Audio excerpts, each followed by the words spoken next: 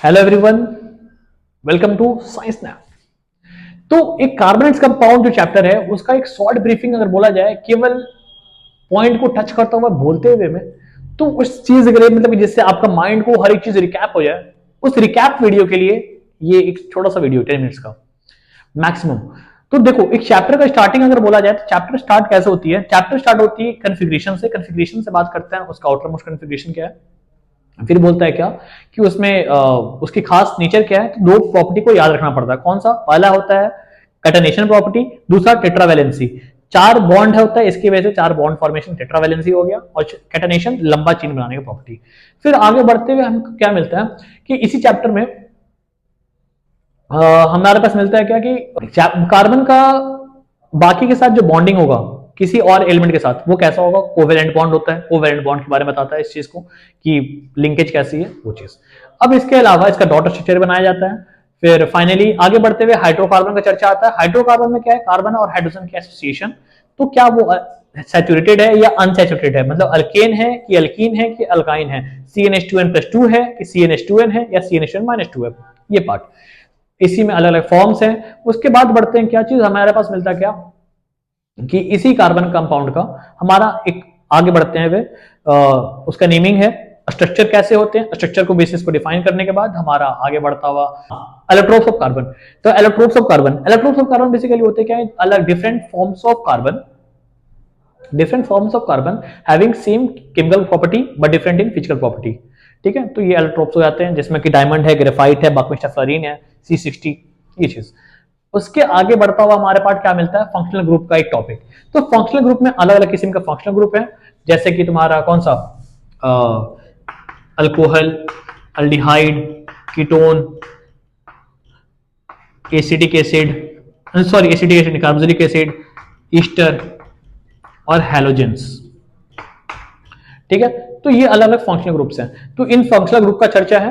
Functional group के खत्म होने के बाद फिर हमारा इनका सबका नेमिंग है, इनका क्या है वो। उसके बाद फिर इनका कंपाउंड्स, कुछ कंपाउंड का चर्चा है, जैसे कि अल्कोहल हो गया। अल्कोहल, अल्कोहल का ऑक्सीडेशन, ऑक्सीडेशन ऑफ अल्कोहल जो कि एसिड बनाएगा। उसके बाद इसका सोडियम मेटल के साथ रिएक्शन, तो सोडियम इथोक्साइड बनाएगा, सोडियम अल्कोक्साइड बना देगा, जो कि जो कंपाउंड रहेगा वैसा। उसके बाद एसिड की बात करें तो एसिड का रिएक्शन सोडियम बाइकार्बोनेट के साथ रिएक्शन देता है, तो क्या बना देगा? सोडियम अल्कानोएट, अल्कानोएट। ठीक है,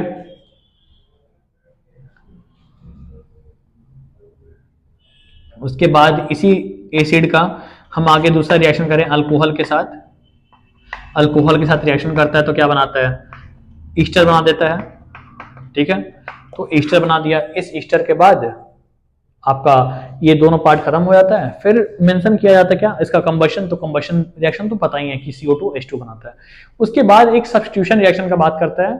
तो सब्स्टिट्यूशन रिएक्शन में बात करता है क्या कि मीथेन अगर Cl2 के साथ रिएक्शन करवाता है तो क्या बन जाएगा? तो अपने हर एक हाइड्रोजन को वो सब्स्टिट्यूट कर देता है, किसके साथ? क्लोरीन के साथ, और HCl बाहर निकल जाता है। तो CH3Cl + Cl2 क्या बना देता है? CH2 Cl2 साथ में HCl। उसके बाद CH2 Cl2 Cl2 के साथ बनाता है CH Cl3 बना देता है, और साथ में HCl बन जाता है। CH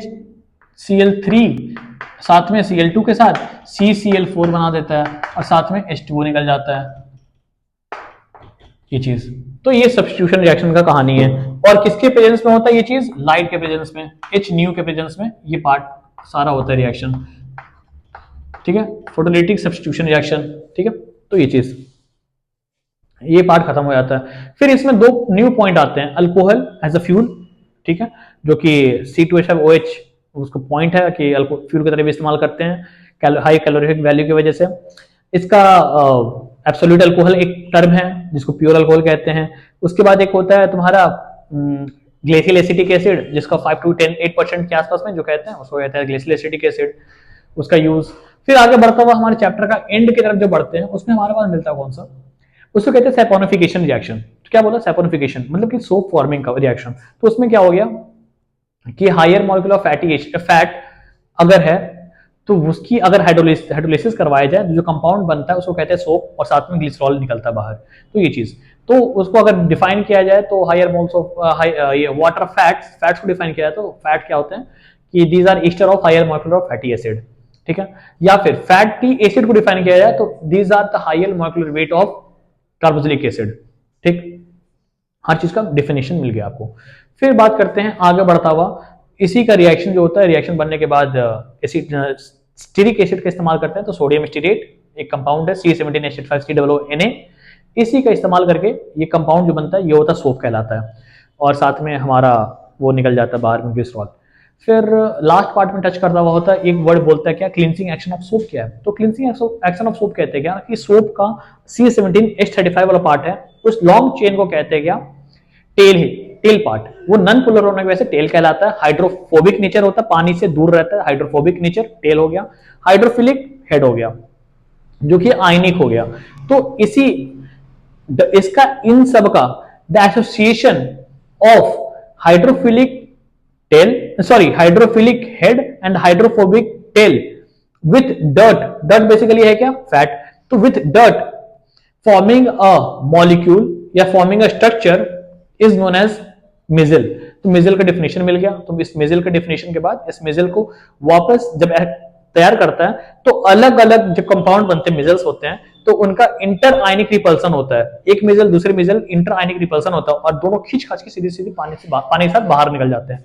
तो डर्ट का रिमूवल हो गया, क्लींजिंग एक्शन ऑफ सोप हो गया। फिर एक नया टर्म आता है, उसको कहते हैं डिटर्जेंट। तो डिटर्जेंट क्या है, बेसिकली वो चीज सल्फोनिक एसिड का ग्रुप होता है उसमें। तो सोप और डिटर्जेंट का डिफरेंस पूछता है। तो डिफरेंस में क्या हो गया, सोप क्या है, कार्बोक्सिलिक एसिड का कंपाउंड है, जबकि डिटर्जेंट क्या है, सल्फोनिक एसिड का है। सोप हार्ड वाटर में काम नहीं करता है, डिटर्जेंट हार्ड वाटर में भी काम करता है, ठीक है। सोप हार्ड वाटर में लेदर नहीं बनाएगा, स्कम बनाता है, जबकि डिटर्जेंट क्या है, हार्ड वाटर में लेदर बनाता है। लेदर मतलब फेन।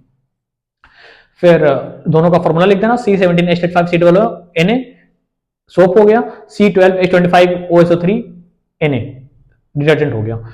कंपाउंड डिफरेंस मिल गया। फिर उसकी पूरी कहानी को लास्ट में एंड अप करता हुआ एक पॉइंट मिलता है, कौन सा, ये हार्ड वाटर और सॉफ्ट वाटर है क्या। तो हार्ड वाटर है क्या, तो हार्ड वाटर की दो टाइप्स होते हैं, कौन से, एक परमानेंट एक टेम्पररी। तो परमानेंट हार्ड वाटर क्या होता है, वो जिसमें कैल्शियम और मैग्नीशियम के क्लोराइड और सल्फेट, कैल्शियम और मैग्नीशियम रहेगा और क्लोराइड और सल्फेट रहेगा। तो ये हो गया हार्ड वाटर। सॉफ्ट ये जो कि परमानेंट। टेम्पररी वाला क्या होता है, जिसमें कैल्शियम आयन रहेगा, मैग्नीशियम रहेगा, मैग्नीशियम आयन, लेकिन साथ में बाइकार्बोनेट। तो calcium and magnesium bicarbonate salt are present in water, that is temporary hard water। Temporary hard water को बॉइलिंग मेथड से उसकी हार्डनेस को हटा सकते हैं, जबकि परमानेंट हार्ड वाटर की बॉइलिंग से चांसेस नहीं बनती है। तो वहां पे बाइकार्बोनेट का, सोडियम बाइकार्बोनेट का यूज करके आयन डिस्प्लेसमेंट मेथड का इस्तेमाल करते हैं। इसके अलावा अलग प्रोसेस है जैसे कि कैल्गन मेथड। इस प्रोसेस से भी आप रिएक्शन को, मतलब कि हार्डनेस को हटा सकते हो। और ये कंप्लीट चैप्टर का एक समरी फॉर्म था और ब्रीफिंग था। तो इस तरह के और भी वीडियोस के लिए आप इस चैनल के साथ जुड़े रहो। इस सेशन सीरीज में जो रिवीजन सेशन है, इस रिवीजन सेशन में आपका इसके साथ साथ एक वीडियो और लिंक्ड है जो कि 1 आवर का, आप उसको भी देख सकते हो। उसमें भी एक शॉर्ट ब्रीफिंग के 1 घंटे में आप हर एक पॉइंट को कैसे टच करना है, उस पॉइंट पे टच करते हुए आप चैप्टर समाप्त करते हो उसमें भी। तो इस तरह के और सच वीडियोस के लिए आप इस सेशन पे जुड़े रहो और वीडियो को जितना शेयर कर सको, लाइक कर सको। मेरे को मैक्सिमम रीच चाहिए ताकि मैं और अच्छे कंटेंट लेके आ सकूं, मैक्सिमम पहुंच सके। तो थैंक यू।